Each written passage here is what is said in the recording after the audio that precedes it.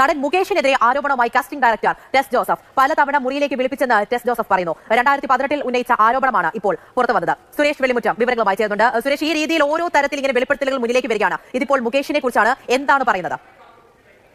പൂജ, ടെസ് Joseph നേരത്തെ നൽകിയ ഒരു പരാതിയുണ്ട്, ഒരു മീറ്റുണ്ട്. ആ മീറ്റുവിൽ അന്ന് മുകേഷിനെതിരെ, മുകേഷ് കുമാർ എന്ന് പറയുന്ന നടനെതിരെയാണ് ആരോപണം ഉന്നയിച്ചിരുന്നത്. അന്ന് മുകേഷിന്റെ ന്യായീകരണം എനിക്കത് ഓർമ്മയില്ല, ഞാൻ മാത്രമാകണമെന്നില്ല, വേറെ മുകേഷ് കുമാർ ആയിരിക്കാം, ഇങ്ങനെയാണ് അന്ന് മുകേഷ് കുമാർ അതിനെ ന്യായീകരിക്കുകയൊക്കെ ചെയ്തത്. അതിലാണ് ഇപ്പോൾ ടെസിന്റെ കൃത്യമായിട്ടുള്ള മറുപടി ചിത്രസഹിതം സോഷ്യൽ മീഡിയയിൽ പങ്കുവയ്ക്കുന്നത്.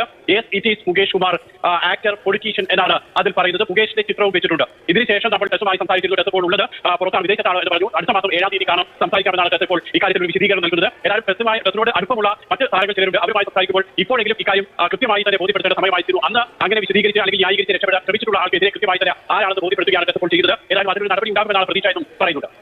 കാസ്റ്റിംഗ് ഡയറക്ടറാണ് മുന്നിലേക്ക് വന്നിരിക്കുന്നത്. ആ പോസ്റ്റ് കൂടിയാണ് നിങ്ങൾ മധുഭൂമി ന്യൂസ് കാണുന്നത്. Yes, it is Mukesh, actor,